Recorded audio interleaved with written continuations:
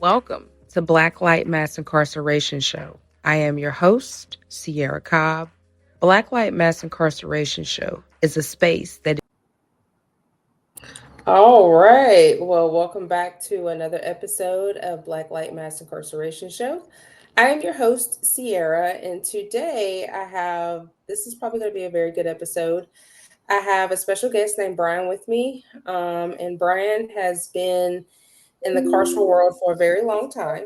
And so he's here to share his experiences with us today and kind of give us an eye-opening of how we can change our carceral system, which is one thing I've worked on. You know, you guys have heard me speak about it in several episodes about just needing to change the culture of our prisons to make it more sustainable and rehabilitated for the people that's incarcerated and for the people that's working there. So, Brian, without further ado, if you want to go ahead and introduce yourself and give us a little background. Yeah, Sarah, thank you for the invite. I'm excited to talk with you and your audience about, fixing the system and adjusting and working on culture. So my background is I served in the Marine Corps, was discharged when I got my criminal justice degree, really didn't know what to do, where to go. And I took a job.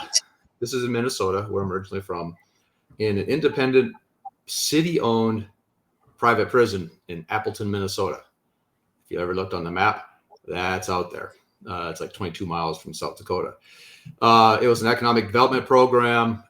Had no intention of working in corrections, but I was trying to figure out what I want to do for a master's, and so I took the summer job, and wow, I was really drawn to corrections, more to people. It's not corrections; it's about people, but drawn to the occupation, and ended up making a career of it. So I did 28 years in private prisons, moving from a sergeant, which is where I started, coming out of the Marine Corps, and moved up the ranks to head of security of 65 prisons. And then I became a fix-it warden, for, I guess, lack of better words. But I went from place to place to adjust cultures and to impact the facilities and the operations through that culture change. I was pretty good at it. The reality is once I hit the warden chair, I had this better understanding, because as a younger corrections professional, whether you're government corrections or private corrections, it's all very similar. You drink the Kool-Aid. I mean, this is how you do corrections. This is how you're expected to do corrections. This is what you're going to be held accountable to doing corrections. And if you're good at the Kool-Aid, you get promoted. And I was promoted rather quick. And it took me until I get to the warden's chair to really understand root cause and say, hey, folks, this isn't working. The outcomes are awful. So I'll pause there. But yeah, that put me into the profession. Okay, so give me an instance or an example of what caused you to really sit back and say, hey, the way that, this facility or facilities that I have been to, the way they're running is not sustainable for my staff, and it's definitely not sustainable or rehabilitative for the people that I am basically in charge over. Yeah, I mean, it's outcomes, and your audience may be, intimately aware of some of the metrics that are associated to corrections, but I'll cover a couple of them just in case. But just to start off, we start on the staff side and I'll move to the residents. But the lifespan of a correctional officer is 59 years old. That's 17 years less than the average. The job kills people. The divorce rate is one of the highest. The suicide rate for correctional officers, I think, is the highest of any profession in the United States. At what point do you say, well, that's messed up. What is causing that?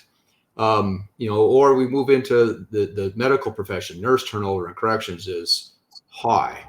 The correctional officer retention and nurse retention in corrections is the number one crisis today, above recidivism, and I'll explain why that is a little bit later. But the reality is at what point do you say this is not good? What are we going to do to fix this? And really, how do you understand root cause? And then we move on to the resident side. Well, recidivism. The percentage of Black, brown that are incarcerated within the population. The mental health challenges, because the prisons are the mental health hospitals. It's the melting pot for society's challenges. It's homelessness, it's mental health, it's inequality, it's poverty, it's addiction, it's, I can go on, and we look at the metrics. Recidivism is the common term. I try to avoid using that word because there's like 50 different definitions, but it's the common, way we look at the outcomes of corrections, and it's not good. We recycle human beings. And the reality is our system works exactly as it's designed.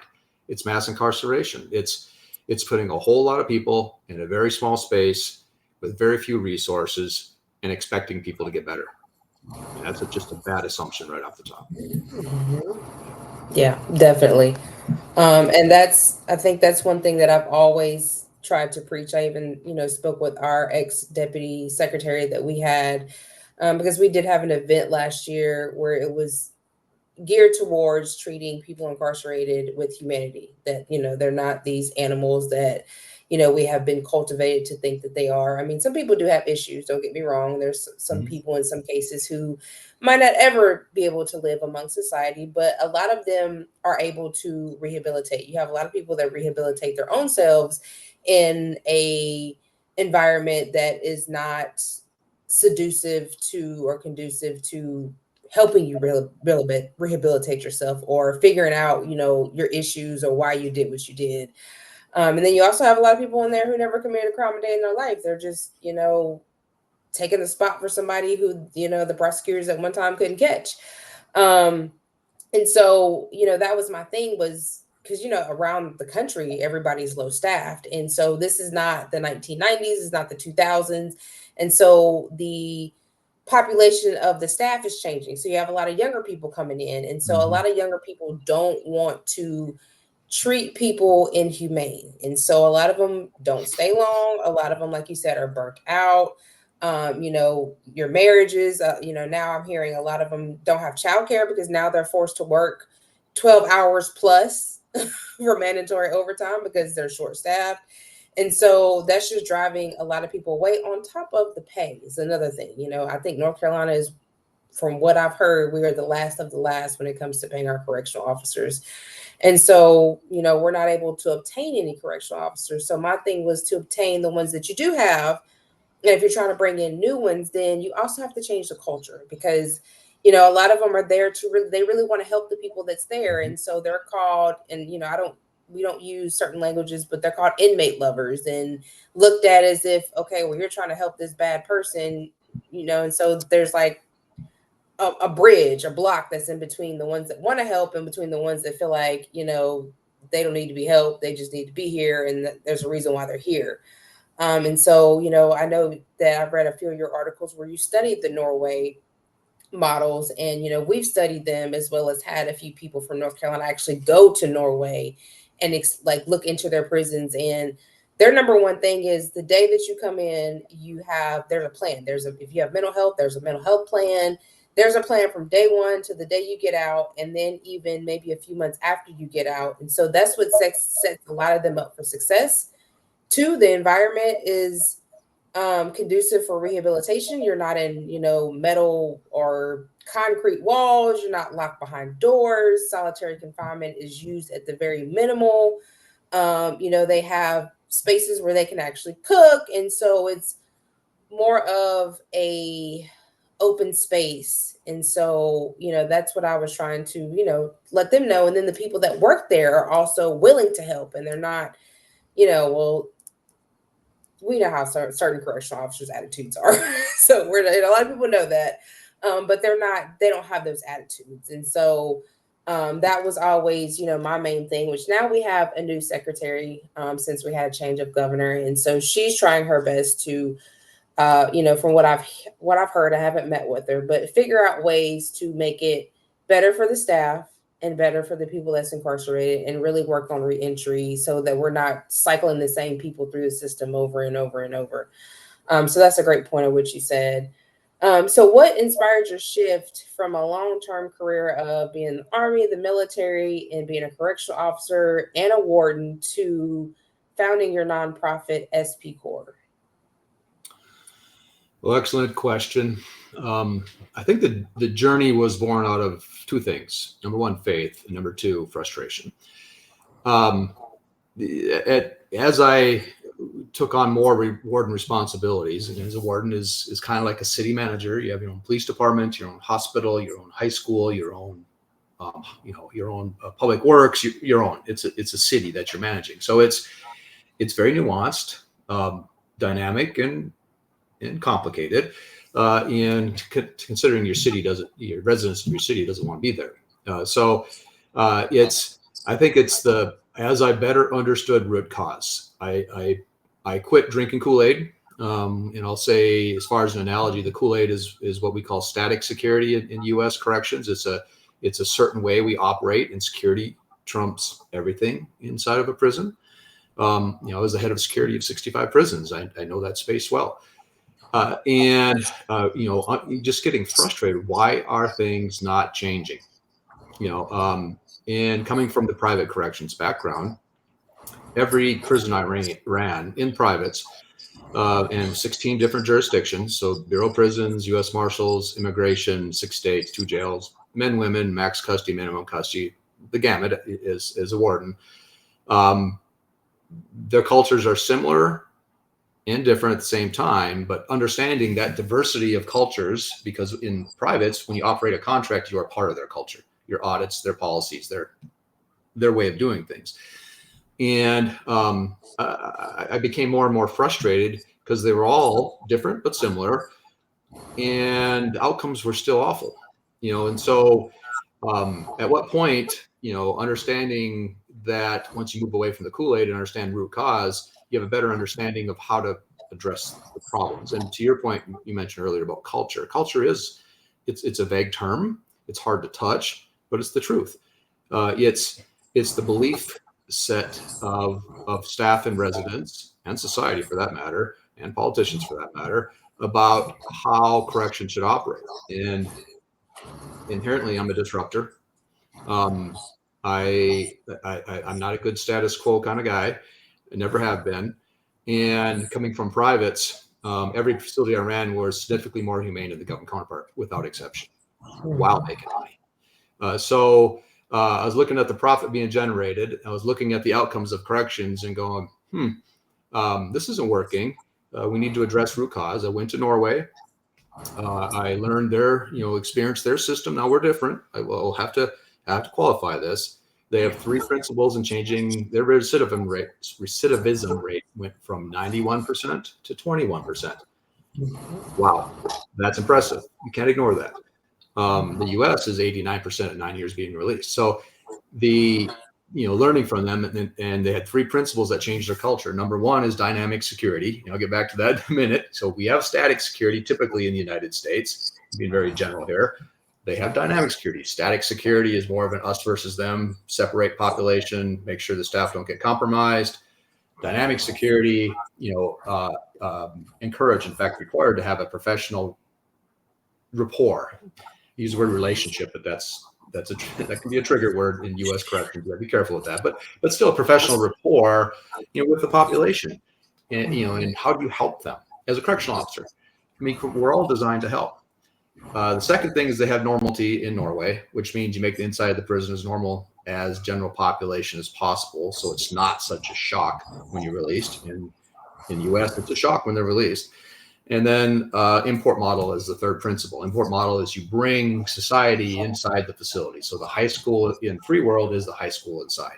The hospital in free world is the hospital inside. And those are the 3 principles on how they changed recidivism from 91% to 21%. Now, I need to qualify just for a second here, because some people think Norway model, magic pill, fix U.S. corrections. It's not the case. But some of the differences, just so people understand. Again, I toured as an operator. I was responsible for operating very big, difficult prisons. The whole country of Norway, their largest prison is like 275 beds. The whole facility. My last prison was 5,000 beds. I had more in one place than the whole country had incarcerated. So there's differences in these 3 principles and how they can be applied to our culture, to U.S. Corrections. Number two, their correctional officers have 2 years of training. 2 years. They're Mhm. social workers. They come out as social workers. In the U.S., there's some states that do 4 weeks. I think the ACA accreditation minimum is 6. Maybe it's 4. But the point being is, how are you preparing staff to work in the system? And that's not because they don't want to give them more training. They do. They have to fill the slots, for security, and they want to get them through the training as quick as possible to fill those slots to alleviate overtime. I mean, everything that's connected to the correctional officer crisis. But it's like this spinning wheel, and no one can catch up because they keep trying to fill the positions with undertrained staff, sometimes the wrong staff, with the wrong mindsets, as they come, into the system. So, I could go into that deeper, but I mean, there's big differences between Norway and us. Now, that being said, dynamic security is the right way to go. Dynamic security is built into our nonprofit model. We call it the coach approach, but really it's a way to train officers to engage as helpers with the incarcerated population, not so they get compromised, but so that they can encourage them. So they're not coaches, they're not mentors, they're encouragers. But in our model, as an example, if a correctional officer has a 30-minute conversation with the resident to get them know them better, that's okay. In the traditional static security model, you'll be put under investigation for being compromised. In the current U.S. model, if an incarcerated person talks to a staff member, they have to have a witness to make sure they're not snitching on somebody. That's the culture. In the dynamic security model, the officers and the residents engage in day-to-day conversations all the time, and the other residents, aren't worried about snitching.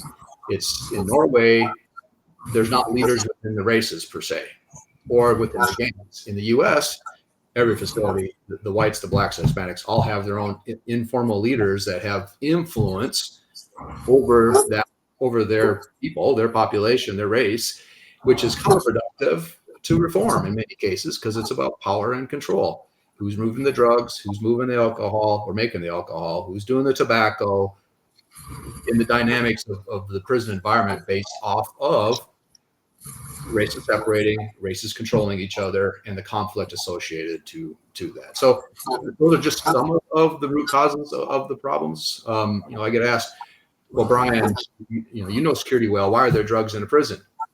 And I just kind of, which is a good question, but I just kind of shake my head because there's people in prison that, number one, that are miserable and want an escape. Number two, that sit around the day room, idle time all day long with really nothing to do but figure out how to get it in. And number three, they're addicted, and they're going to do everything they can, whether it's drones, whether it's compromising staff, whether it's visitation, whether it's soaking paper with K2, with the synthetic marijuana that's made in China and it's hard to see, and the test kits can't find it because they keep changing the compounds on it often. I mean, it's just, it's difficult because there is that desire and that need. Until you remove it, you're never going to remove drugs from a prison. Right. And then there's also, too, the fact that a lot of people who are incarcerated, who have been incarcerated for a very long time, have lost family members. So they might not have family members to put money on their books or, so they can eat and get canteen. And so what is a way for them to get money? It's to sell drugs. And if you can do it in prison, you can do it on the street, you can do it in prison. And so there's, like you said, there's a lot of reasons, and a lot of people are just trying to escape their reality. Some people are trying, I guess, bring normalcy from the streets into the prisons because that's all they know. They don't know anything different. They don't know how to get money the right way.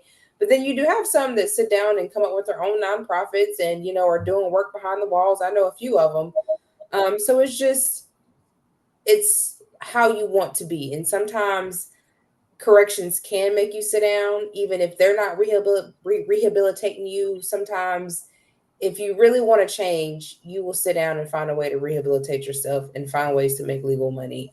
But definitely the model in Norway is really the way that I feel like, in order for us to stop mass incarcerating people and warehousing people, is the way to go. And that's the way to now, especially now, retain staff, because you're not retaining staff. And so that's even a higher security issue. If you have one officer on the floor and you have 50 something beds that you're trying to watch or bring trays to, and nobody's there, to watch behind your back. And so that's extremely important. I'm glad that you actually went to Norway to, see how they get things done. And when you went there, did you see, was there any resemblance, like as far as, people being on drugs, just anything that you've seen in corrections here with the population? Did you see that over there, or was it just totally different? It's different. I mean, they invest a lot of money into corrections. I mean, they have some of the best carpentry vocational programs and the automotive vocational programs. I mean, when you tour that, it's better than, I live in Phoenix, than any automotive shop I've ever walked into. I mean, they're well funded. It helps them too, because their population numbers, their staff to population ratio is super high, because they can. And they keep their facilities small. I mean, one advantage of North Carolina is it's a state that has a bunch of smaller 1,000 or under bed facilities versus like my last prison was 5,000. The bigger the facility population wise, the more dynamic and difficult it is to lead and manage. It's just a whole. I mean, you walk into the prison and there's big trees everywhere. In the U.S., they cut down the trees because they create blind spots, and it's very sterile. I mean, there's in our model, which the Nordic principles are built into. There's three pillars to it. Number one, change the environment of prison. You can do that without compromising safety and security. I mean, you put human beings in orange jumpsuits that say inmate across the back. What do you think they're going to act like? Like a person with an orange jumpsuit that says inmate across the back. The staff being, looking like police officers isn't exactly helpful. They're that authority figure in the incarcerated population doesn't look like they exist to help. Let's just be quite frank and honest about it. In Norway, it's a warm environment. There's civilian clothes by the incarcerated. The staff have uniforms, but they're lighter. That's way of saying it. They're not so military-ish. The rooms are single bunk, not double, tripled, or dormitories. They have kitchens with knives, which I almost freaked out when I saw that, because in U.S. corrections, I know what happened with knives, but they don't have any problems. In Norway, the sex offenders live with general population without issue because everyone does their own time, and they don't judge other people for their crimes. In the U.S., I'm pretty sure North Carolina, sex offenders are either in restrictive housing or protective custody in general population, somewhere isolated, because they're judged for their crime by general population. Again, that goes back to race and leaders, gang leaders, and their influence over the system also. Norway Maine, by the way, if you ever get a chance, or your listeners ever get a chance to study a system, check out what Maine's doing. Wow, pretty awesome. And that's their max custody facility, and they have dynamic security, they have normalcy, their sex offenders live in population without issue. I think when I was there, this is a high custody facility. They had 2 people in restrictive housing, and they were on their way out. I mean, it's just all their grounds are gardens. It's green. It's still a prison per se, but at least it's a warmer place to do time. So yeah, I mean, the Nordic principles are built into it. We did filter it from our experience. Again, our team's filled with operators and impacted. One of our first paid hire actually did 20 years and 213-year sentence in the Bureau of Prisons. That cost some individual. And prisons are filled with people like Adam. It's just the public perception is these are all bad people. No, they're good people that in many cases made some bad choices. But we don't need to punish them for the rest of their lives. Correct. So can you give us an instance like where, so have your staff, has your nonprofit actually went into a prison and actually kind of changed the model? And have you seen any data from the model that you've implemented in a prison? We're still new. As you can imagine, getting a foothold with a brand new concept that's never existed in the United States or the world for that matter has its challenges associated to it. So we're still working towards proof of concept. We have some really strong leads that I can't elaborate on your call today. Hopefully I can talk more about it later. But yeah, it's to find the government leaders, because really we exist to help them. They're responsible for corrections, whether it's the governor, the director, a sheriff, or what have you. Our team has some of the most diverse experience in the country, and we've been there, done it. But we want to implement a different way of doing corrections, measure outcomes, because we are an outcomes-based organization. If we can't help society as a nonprofit, we shouldn't exist. And so we're working towards those relationships, which, needless to say, is harder than we thought. To give us those proof of concepts so we can prove our model. Give credit to the government leaders who are engaged with us, using us. But we don't want to run all corrections in the United States. That's a government responsibility, and I believe that's a government responsibility. But we want to show that there's a safe and humane way of operating facilities with significant better outcomes, recidivism, staff retention, the too high, and then we'll give it to the government. We'll help them implement it for free.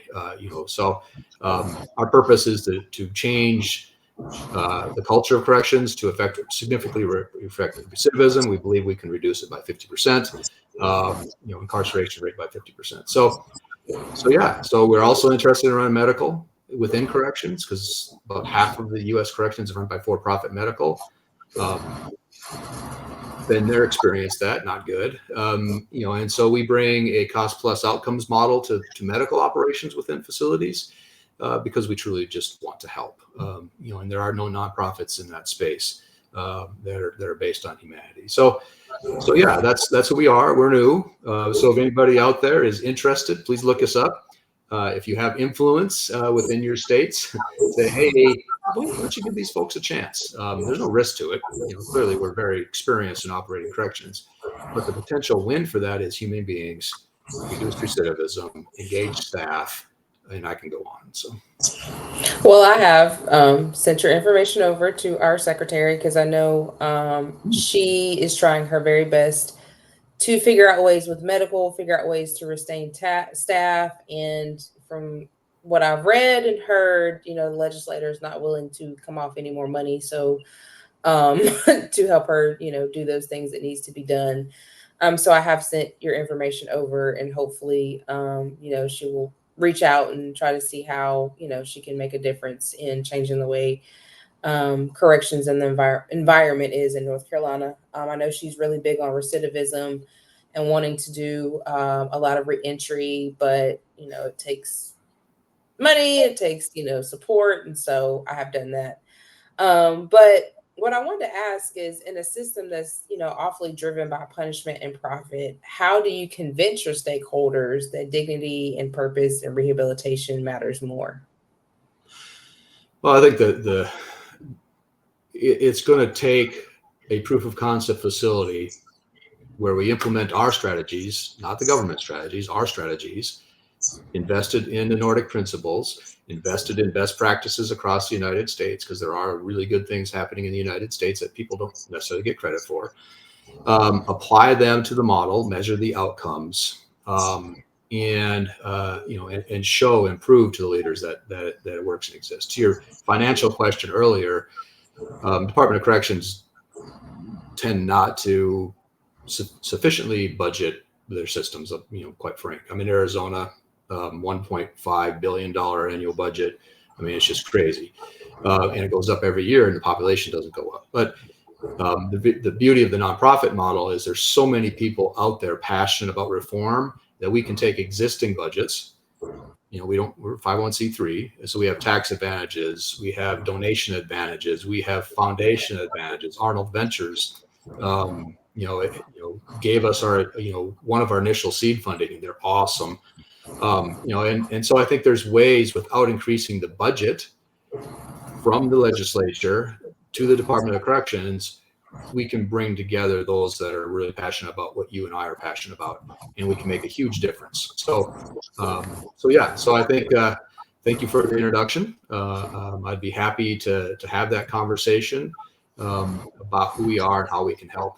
Because I think we can make, and I'm attracted to North Carolina because, again, they have a bunch of smaller facilities. They don't have these 2,000, 3,000, 5,000 bed, huge, massive complexes. They're all 1,000-ish or less. And I think there's an opportunity to prove what we can do, to help human beings, all human beings, whether the staff or residents, and give people a fair chance at a free life. So I appreciate you. I appreciate you, because I think that also helps people like myself and other advocates and nonprofits that's working in this space to reform not only the policies, but the way the prison is run, it helps us not feel like we're constantly beating our heads against the wall. Like we're going to the legislator with, we have these policies that can make things a little easier and later, and they're just, kind of stuck in that old set mind of, how people should be incarcerated and they shouldn't get a second chance and, so forth and so on. And then you have those who are in corrections who want to make a change, but then they really don't have the leverage to make the change. And so, I appreciate by you having that experience of actually being a warden, being a correctional officer, but seeing things differently, like this is not working. And, I've been in this world. I've been in this world for 20 something years to see that this is not working. It's not going to work. And we have to do something different if we want to see a better society, if we want to see, just a better correctional system for the people that have to be in corrections, rather for people not to be, but if they have to be, for it to be a better setting. And I mean, I just can't thank you enough for just your outcome, and then just saying, okay, well, let me build this nonprofit where I can go out here and actually show people how to be different, not just splat off about the Norway, but actually show you these models, because our team has studied them. We went over there, and we've just studied and compared to what we've done in the United States and then what they do in Norway. So that's important. So I want to ask, what would your message be to wardens now that are in corrections? Like, how could they change their mind frame of the standard corrections to a more broader corrections of like the Norway model? My suggestion to my peer wardens would, number one, really take a look at root cause, and don't be overreactive every time there's a security incident. So U.S. corrections is famous and well known. If X happens, we have to prevent it from ever happening again. And you turn the screw a little bit tighter. Well, then something else bad happens and you turn it a little bit tighter. Something else bad happens and you turn it a little bit tighter. Pretty soon, you're just separating staff and residents farther and farther apart. You're putting more restrictive policies in place as an effort to reduce liability, but actually what you're doing is harming the culture. I would suggest we have a consulting model for officer retention, which is built in our prison model. And I'm happy. If any warden wants to call me and say, hey, what are you doing? What can I do? I'll help them through it. I'll coach them through it. And it'll cost them nothing. It's a whole different mindset. And for example, officer retention, you have to build communities. The prisons are too big to be one community. People don't belong, whether it's residents or staff. So you have to break the facility down into manageable communities. I call them neighborhoods. But neighborhoods, you have to have consistency staffing of the officers, so they're in the same pod all the time, every day on their shift, so they get to know the population, dynamic security. They're allowed to engage in professional. And then metrics is critical. Measure outcomes down to the officer level. If they don't know in their pod if their program participation is up or down, they don't know. They don't know their impact. They don't know if their violence is up and down. They don't know if their gang participation is up or down. They don't know if their mental health watch list is up or down. They don't know. And let's feed them that information so they have purpose and they can see my program participation went up 2% from last month to this month. That's because I went around and started encouraging people to sign up for programs. Now you start bringing purpose to the job. So I'm happy to coach through what that looks like. I mean, we have a consulting model designed specifically. No, it's deeper than that 2-minute talk, but I'm happy to help them, encourage them, provide whatever resources we can for them to be successful. Yeah, definitely. So what roles do partnerships with government agencies and other nonprofits and academic institutions play in the strategy for any upcoming collaborations, or how changes that we need to be made that needs to be made inside the carceral system? But we see ourselves as the foundation for the house as a nonprofit. We don't have all the answers. We don't. It's a very complicated problem. But when you have a strong foundation, that's when you start bringing in other nonprofits that have these expertise in these other areas, which may not have access in the past to facilities. And we can use that as kind of the melting pot of best practices, and passion to affect change. We have the security part covered, which is the crucial part. But we needed impacted people inside, coaching us through. We have a peer coach model, by the way, which is outstanding, built into our solution. But that doesn't mean that socially responsible for-profits can't be engaged in that solution too. We need them. There's technology out there that we need to be successful in corrections that is for-profit based, and that's okay, as long as it's socially responsible, and not tablets charging unreasonable amounts of money for phone calls. And then government, it's finding those government leaders that really want to make a difference. Now, one of the challenges and the root cause of corrections being the way it has been for a long time is the average tenure of a director of corrections is 2.5 years. I think the research shows it takes 5 years to affect a total culture change in an organization. Mm-hmm. Yet the head leader only gets 2.5. But after a while, the staff, every new leader comes in and says, "We're going to change the culture. We're going to do this right. We're going to help." Great. 2.5 years they're gone, and the staff don't feel any change, or the residents don't feel any change. The next person comes in. We're going to do all the. After a while, they just quit listening because the leaders churn so quick. Mm-hmm. So we got to build that culture internally so that the new leaders come in can build off of it. And not completely replace it every time that they come in. And I think that's important. So how do you think that they are able to, so say you have one secretary that comes in and, wants to use your model and wants to change it. How does that secretary leave? And then the next secretary, I guess, make sure, or how do we make sure that that next secretary is picking that up so that it continues to flourish? Because I know, like our last secretary that we had, he did some things. Like I know he brought the tablets in, because at first North Carolina didn't have tablets. We didn't get tablets till like 2021. And then not all facilities had them. And then, you had to share them for a while. And then finally he got them to where everybody was able to have a tablet. And then a lot of the stuff he made online, like the school, I think it's the accreditation for the school is on. So everything is on the tablet. And I was trying to get him to understand that not everything needs to be on the tablet, because then they're just stuck in a screen all day and they're not having any social, emotional skills. They're not really interacting because they're stuck on a tablet watching TV, doing classes, talking to their loved one. And then also, I know he was trying to change the grievance process where instead of it being, handed off to a sergeant, that it would be put in online or through, I guess, electronically, so that they could make sure that all the grievances were sent to where they were supposed to be, whether it was to the sergeant or to Raleigh, which is the next step.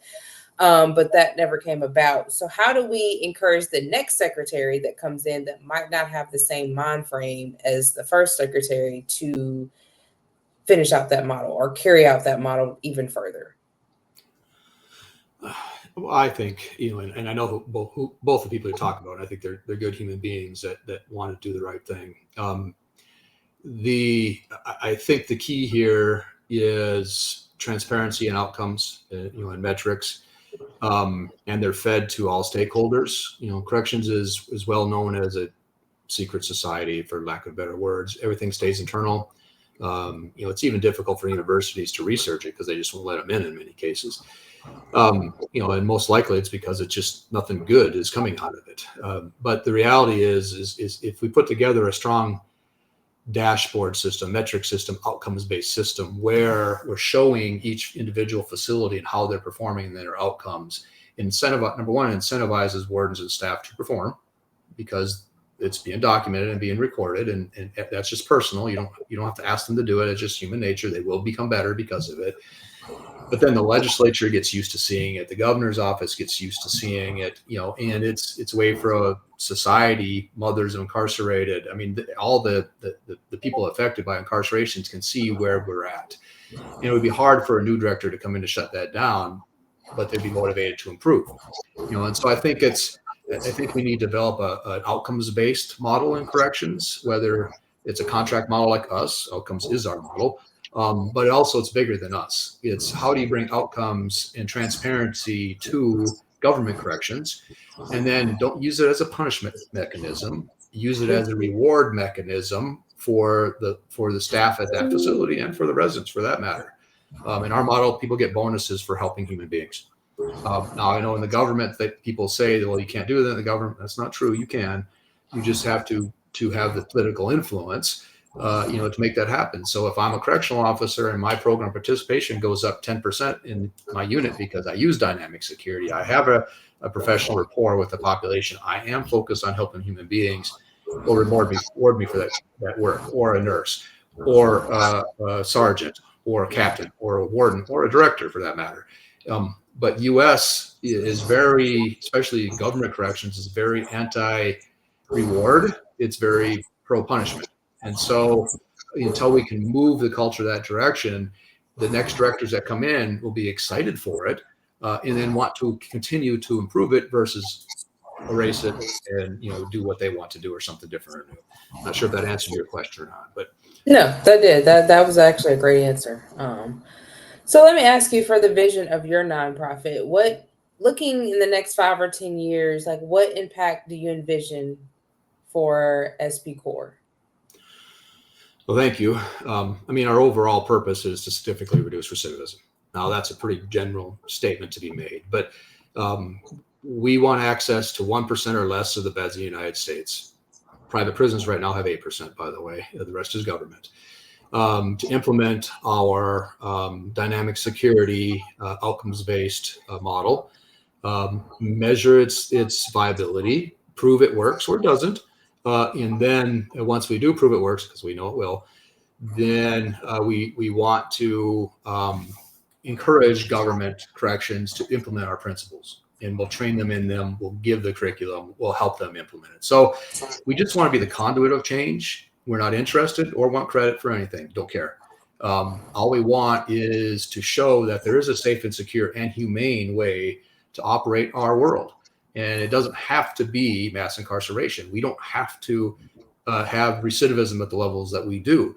Recidivism, not to get off track here, is bigger than corrections, by the way. It's a society problem. But the reality is while we have them inside these facilities, it's a huge, it should be a massive college campus. I mean, Michigan, the director's she's actually turning a prison into a college campus. I mean, there's some really cool stuff going on out there by our leaders that we need to embrace. Norway is good, but we have a ton of good best practices within the United States. We just need to bring them together, and I think that's what the nonprofit can do. Prove it works or not. We're a very research-based organization. And if it doesn't, okay, let's replace it. If it does, well, let's expand it. Show the government that it works, and then help them with it. So that's really our vision. It's to give back. I did a long career. Right now, my life is all about paying it forward.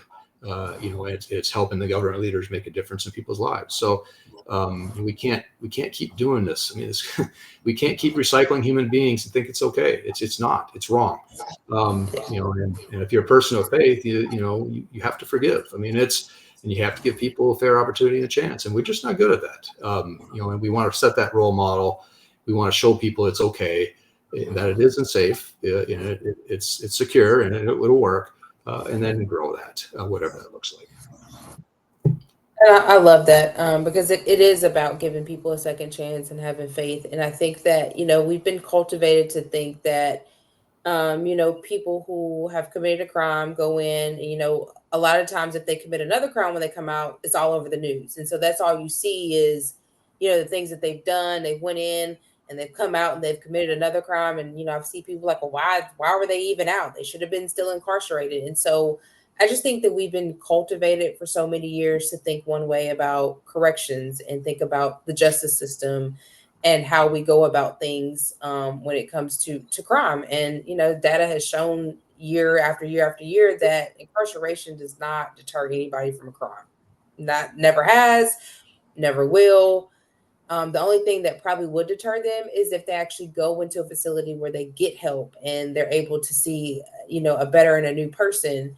And so, that's really important. And then it's, I know North Carolina is trying to do restorative practices inside the prison, connecting the families with the person that committed the crime to try to heal both sides and understand why things happen the way they happen.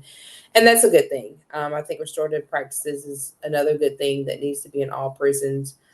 But yeah, like what you said was spot on. Like, we have to start rewiring our brains to think differently about things and not what we've been cultivated to think, and think that that's how everything's supposed to run.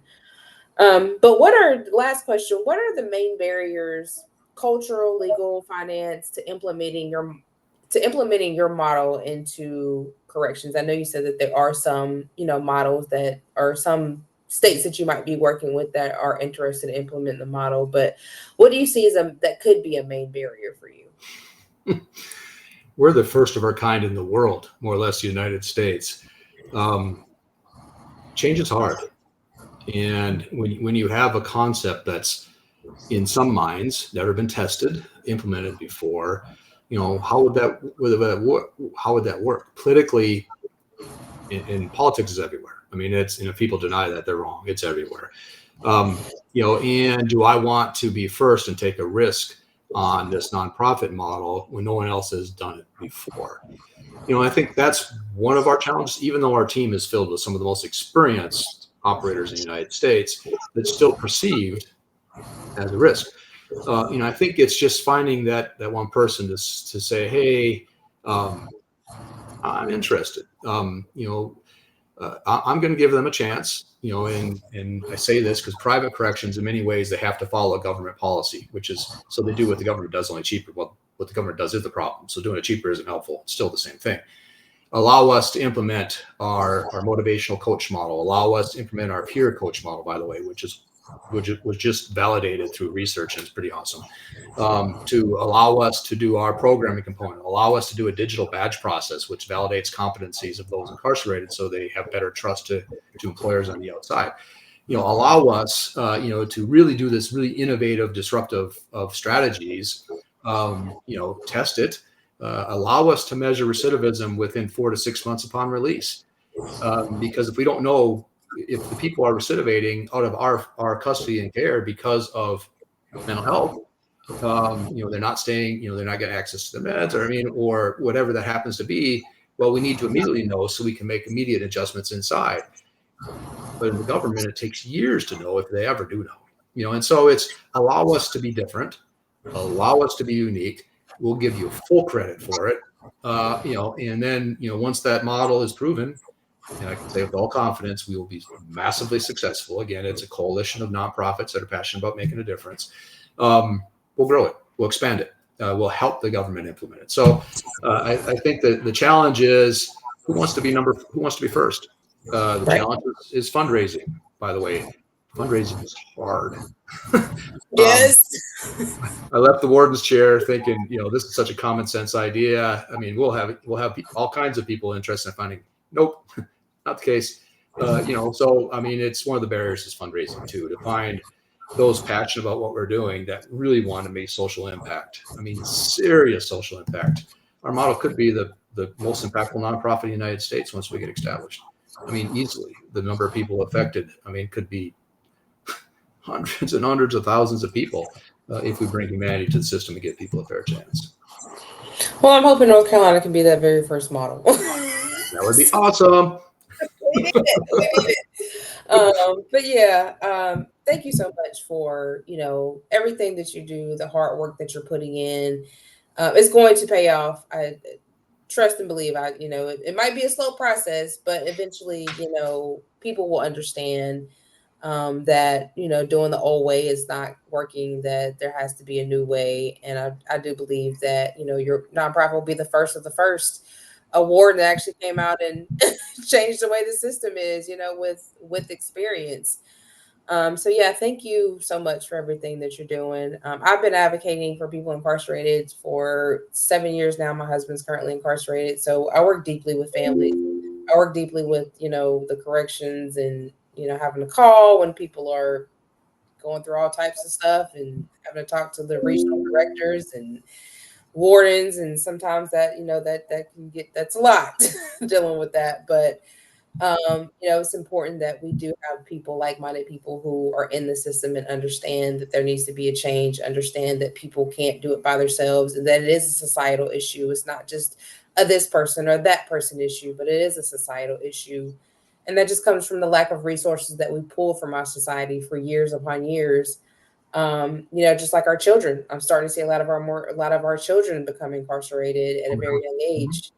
And that's one thing that my nonprofit has kind of switched gears to, is helping the young children, because that's not a life that they need to be in. And we've already warehoused, the older, the middle, and now we're warehousing. Pretty soon the whole society is going to be in prison if we don't figure out a way to, make a change and help people who are really needing help. So yeah, thank you so much. Is there any lasting words you would like to leave with the audience today, Brian? No, I mentioned earlier, for me, this is about faith. God put me on this journey. Didn't really want to. Who in the right mind would challenge the U.S. correction system? But every conversation happens for a reason. When it's time to have our first contracts, we'll be ready. He put us together, I believe, and I believe that this is bigger than you and me or your listeners. I believe that prayer is strong and powerful. So any of your listeners out there, I encourage to engage with us. Check out our website. Pray for us. Pray for our success. Pray to give us guidance. And pray for those leaders, that are willing to not see us as a risk, but as an opportunity to really make a difference in people's lives. Definitely. And prayer changes people and minds. So we're going to keep praying that will happen, that minds will change and hearts will soften, because that's what it's about, is softening the hearts and them to see a different side of things. So thank you so much, Brian. I will link all of your information, your website, and I don't know if you have any social media handles you want people to follow you on, but I'll link all of that at the bottom in the description box, so that people can check out your website and hopefully get more traction, and hopefully get the ball rolling for corrections to say, hey, let's try this model. We think that this could be a good new thing for our facilities. That'd be awesome. It's been an honor meeting you and being part of your podcast. Thank you to you. Thank you to your listeners. Yeah, let's make a difference together. So I appreciate you all. Thank you, Brian.